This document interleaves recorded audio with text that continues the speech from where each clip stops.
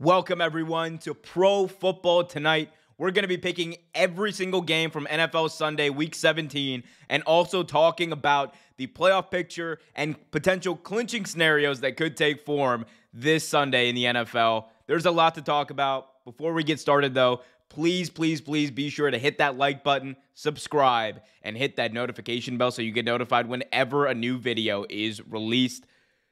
There's a lot to talk about here because we are at the end. We're really at the end. We're in Week 17. This used to be the final week of the season. Now they've added that extra game. We have another week of suspense, but we basically know a lot of the teams that are going to be in the playoffs. As you can see, this is the current playoff picture. I'll go through these in just a second. But yes, you can see at the top, you have the Buffalo Bills in the AFC. They're in a very good position to take hold of that number 1 seed, get home field throughout, and that first round bye. Meanwhile, you have the Chiefs and the Bengals still alive to get that number 1 seed. They're going to need some help, though. They need both the Chiefs and the Bills to lose out in order to get in that position. That's a very dubious proposition at best. And then you look at the 4 seed, which is a bit of a mess because you have a 7-8 team, a sub-500 team in the Jaguars there, and their only competition there is the Tennessee Titans, who just lost to the Dallas Cowboys on Thursday Night Football. They're sitting at 7-9, and really, for both teams, Week 17 doesn't matter. That's why you saw the Titans basically kind of give up with about 6 minutes left in the game. They didn't feel like they really needed to win. They didn't really need to do anything. They could have just forfeited the game and it wouldn't have mattered because the Jags and the Titans play each other in Week 18, and that's the matchup that's going to decide the division. Neither of these teams are really in a position to get into the playoffs any other way, and if you get the 4 seed, you get to host a playoff game, so you might as well go all in on that, and I think that's the way they're viewing these things, and that's why we could see the Jags also maybe not keep Trevor Lawrence and other starters in the game when they play this Sunday. But we'll talk about that game in just a second. But we have 3 wild cards right now. The Ravens and the Chargers have clinched a playoff spot. The Chargers are basically locked in as a wild card and basically locked into that 6th seed unless the Ravens totally collapse. And where things get murky, though, where things really get murky, is the 7th seed and all those teams you see in the hunt in the AFC. You have the Patriots, who actually play the 7th-seeded Miami Dolphins this week. The Jets, who play in the same division, who need some help from both the Patriots and the Dolphins to even get in. And you have some out there outliers like the Steelers and the Raiders, who don't really have a good chance to get into the playoffs right now, but the chance is still alive. The Raiders, for all intents and purposes, are eliminated. Their chances, I believe, are less than 1% to get in. But crazier things have happened. This year has taught us anything's possible in the NFL. And yeah, as far as clinching scenarios for the AFC, there are a few that I do want to talk about. We talked about the Buffalo Bills. They have a chance to clinch home field advantage throughout. If they win and Kansas City loses against Denver this week, it's over. Buffalo is going to be locked in at that number 1 seed. You could see Kansas City then maybe just kind of bench their starters and keep healthy for that wild card game that they would have coming up. If not, all bets are off because remember, the Bills have to play the Bengals, and that is easier said than done, beating that tough team. Meanwhile, the Bengals have a chance to clinch the AFC North. If they win and Baltimore loses or ties, the Bengals are going to go in as the division champions for the 2nd year in a row, and they can think about benching their starters for Week 18 as well as they get ready for Wild Card Weekend. Meanwhile, the Miami Dolphins could put an end to all of these teams in the hunt right now by winning, and then they would need a New York Jets loss or tie, and they're in. If they win and the Jets lose, the Miami Dolphins are in the playoffs. They're in at that 7th seed. And basically, because they play the Patriots, they'd eliminate the Patriots with a win there. And Jets lose, there's no way the Jets are going to be able to catch up. The Steelers, or God help them, and same goes for the Raiders. It's all over for them. But Miami has a chance to lock in that 7th seed and really clear up everything in that AFC playoff picture with a win there. this weekend. Meanwhile, in the NFC, you can see that the Philadelphia Eagles, as they have been the entire year, are at the number 1 seed. For them, it's pretty simple. If they win this weekend, they're going to get the NFC East title. They're able to also clinch home field advantage and the lone first-round bye in the NFC with a win and with a win or a tie and a Minnesota loss. So still need a little help in order to get that if they don't win this Sunday. But if they win, it's very easy. They got it. Let's see if Minshew can actually take care of business here. Meanwhile, the rest of the teams, you have the 2-seeded Vikings, you have the 3-seeded Niners, who are on a tear right now. And then you have the 4-seeded Tampa Bay Buccaneers, who this week are facing off against the Carolina Panthers. And for both teams, this is pretty simple. They are fighting for their playoff lives. This matchup basically decides the division. There's still a chance that the Bucs could lose this game and end up winning the division if the Panthers lose in Week 18. But you don't want to be in that position where you don't control your own destiny. For the Bucs, it's very easy. Win and you're in. There's no debate about it. You are hosting a playoff game. You can think about maybe benching some starters and resting Tom Brady's arm for an extra week. But if they don't, the Panthers slide into that 4 seed, and we could see the Carolina Panthers, headed by head coach Steve Wilks, hosting a playoff game, which would be absolutely bananas, but also a really awesome story. And he will also have surpassed any season, wins any season by former head coach Matt Rule, which would be a sign of what direction the Panthers might want to go in when they think about their head coach this offseason. Meanwhile, you have the wild cards here. Dallas clinched the wild card. They're basically locked in at that 6 seed there. That 5 seed there. There is a chance that Dallas can actually win the division if Philadelphia loses out and they win out. I don't think that's going to happen. We'll see what plays out, but even if Jalen Hurts isn't there, I think Gardner Minshew is good enough to get 1 win and clinch the division for Philadelphia over the next 2 weeks.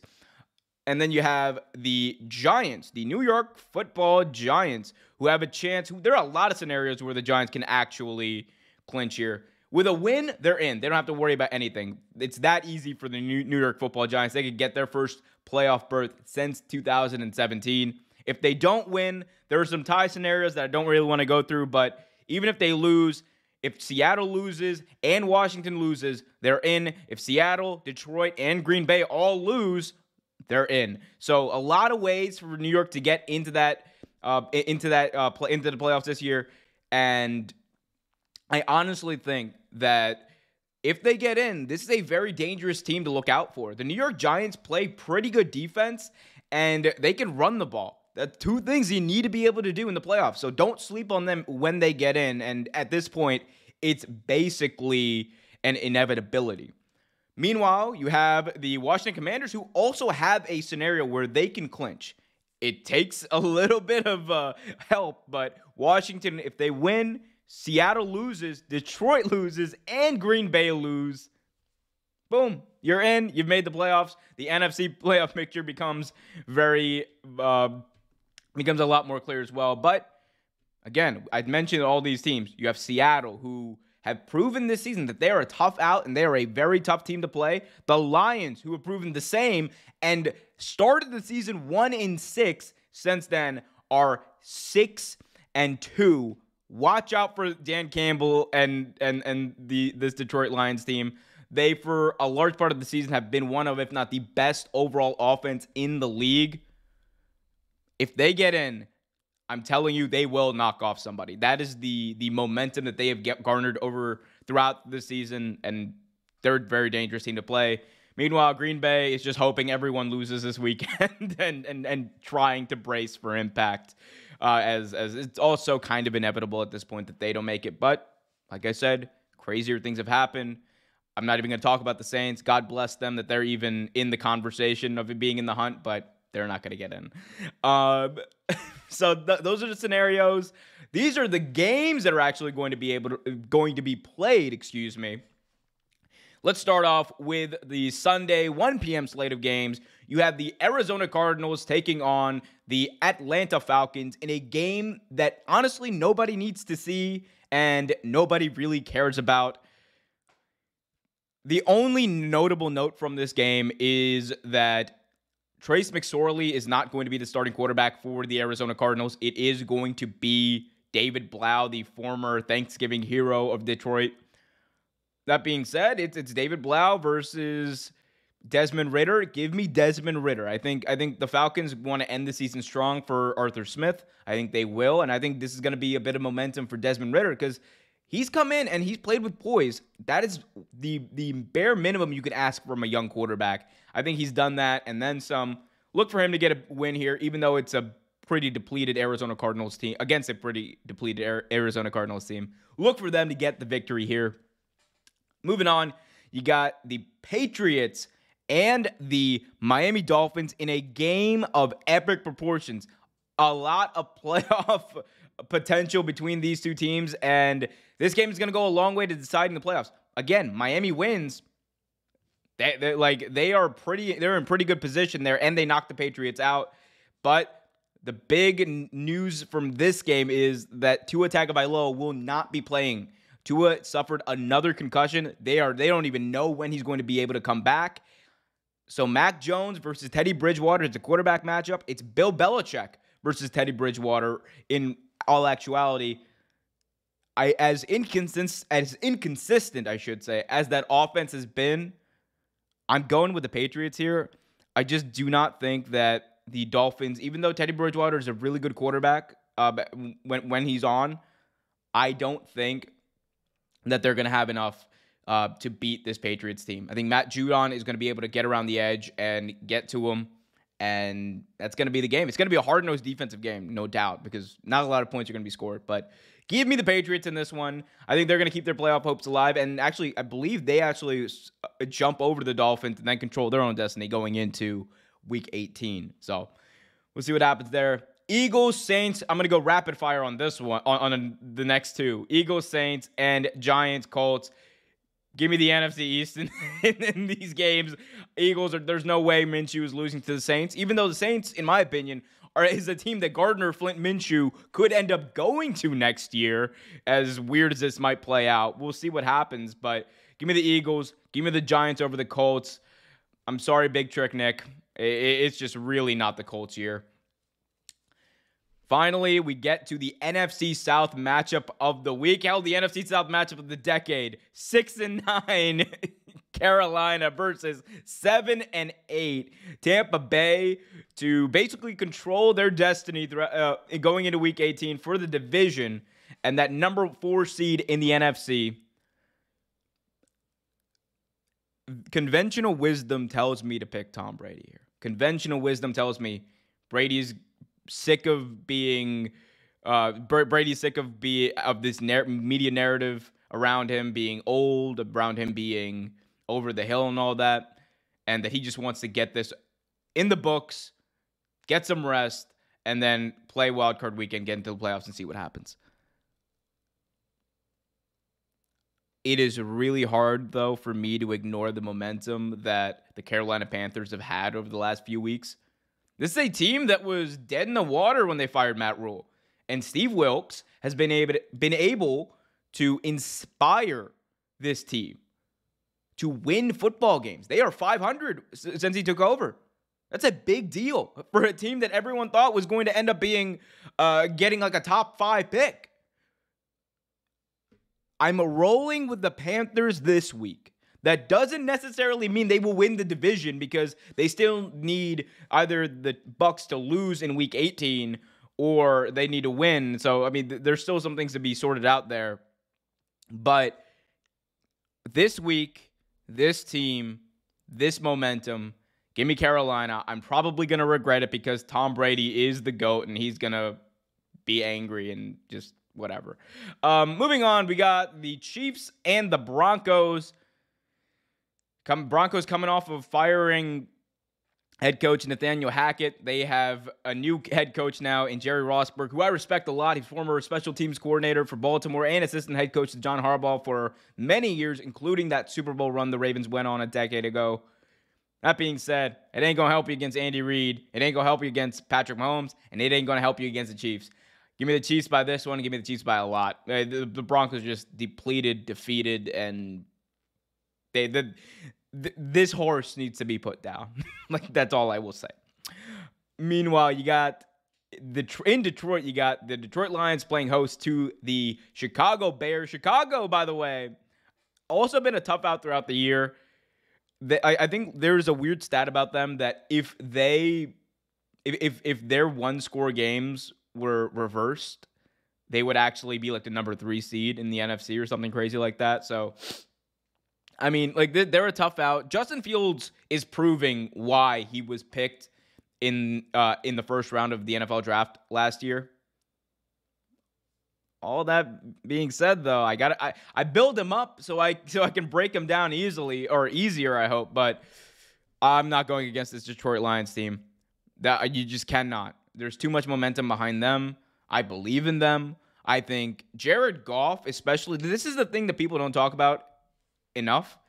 Jared Goff, when he got traded, people wrote him off as not only a guy who wasn't a franchise quarterback, right? They wrote him off as a bust, as the number 1 overall pick. Yet the dude has a above 500 record. This year he's playing great. He's got 4,000 yards passing. He's got 26 touchdowns, 7 interceptions, and he's passing the ball very efficiently.